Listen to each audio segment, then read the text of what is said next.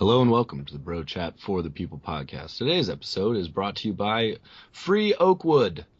I have an oak tree that I have cut down and it has now fallen through my house. I didn't want to pay extra to haul it off, and thinking one of you out here on the Craigslist world would like to have this incredible trunk for your sawmill. I won't charge you a nickel, and I will even help you load it and chop it up. Don't miss this opportunity to get some free wood. All right, thanks. Let's go.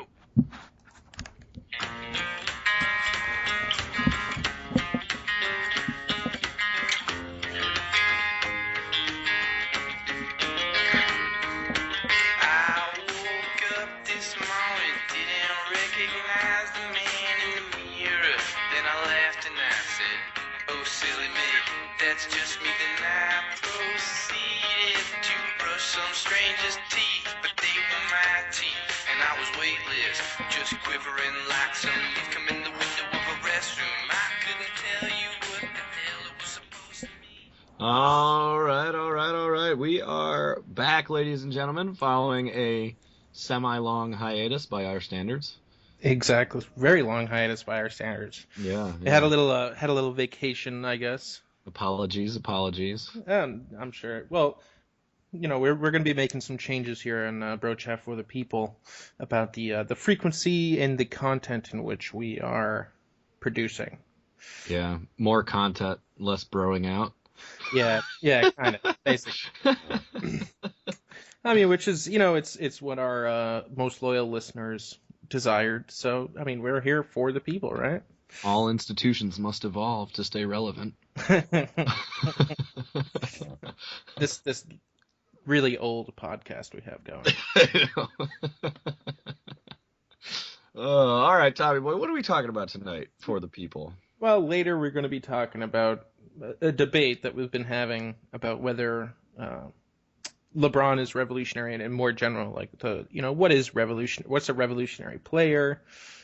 Who, if any, are revolutionary, and then how whether people are whether athletes are clutch or not. But first we got to talk about this letter from Obama and the Civil Rights Division of the U.S. Department of Justice that was recently sent to all of the school districts in the entire country.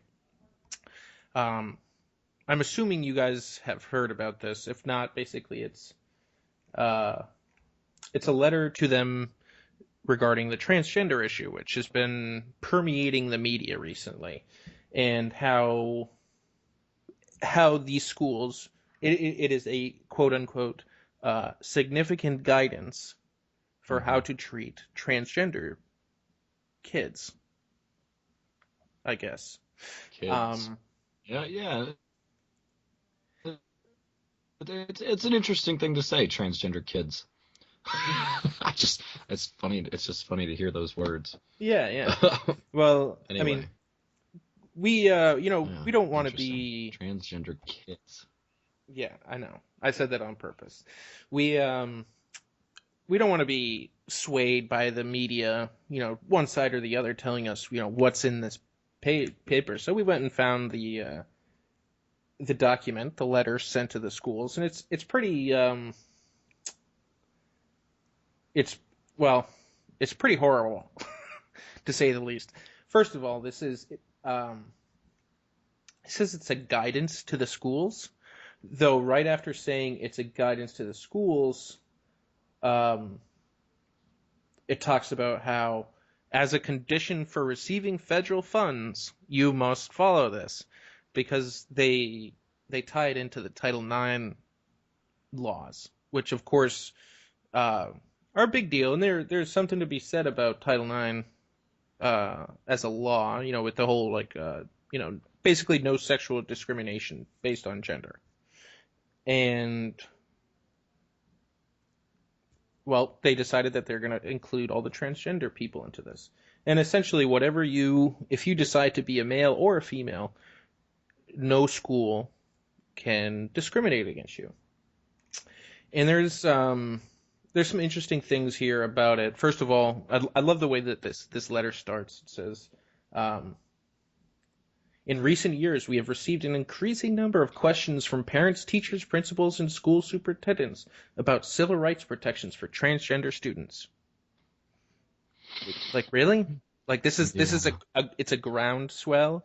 It's like it's a grassroots movement, this whole transgender thing. It's not this top-down cronies and in the liberal Democratic Party who are just imposing this on people Yeah. across the country. Like, what kind of ridiculous nonsense is that? Like, even within this, you have to like read this, knowing who wrote it, which is it's so ridiculously biased in one direction or the other. I mean, like, you had people obviously with this whole bathroom issue, which we touched on before, which it's really like blown up since we first started talking about it.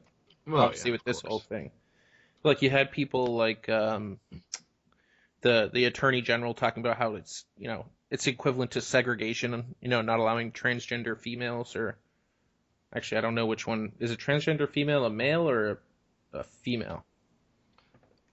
Uh, uh, oh. I think a transgender female is one that is a man who transitions to a woman, right?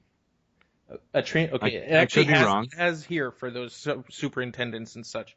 A transgender male is someone who identifies as a male but was assigned Oh, the okay. sex of female at birth. Yeah.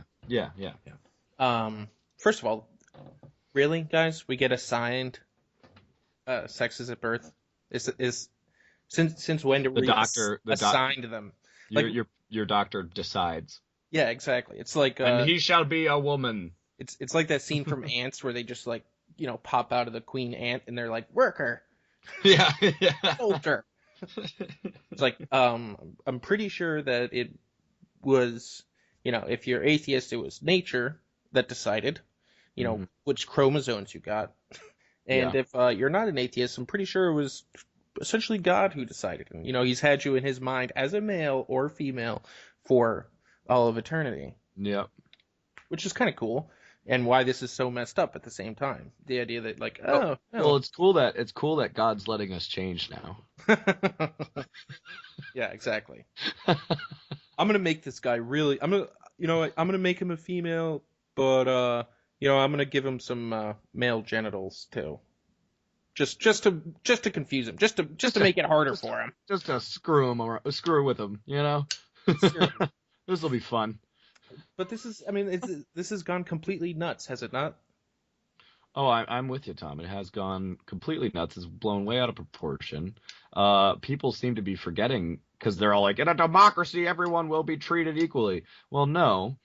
In a democracy, the majority rules. And how many people in this country are identify as transgender? Like 0.003% of the population. And somehow everyone else has to deal with has to be made uncomfortable just to make these transgender people comfortable.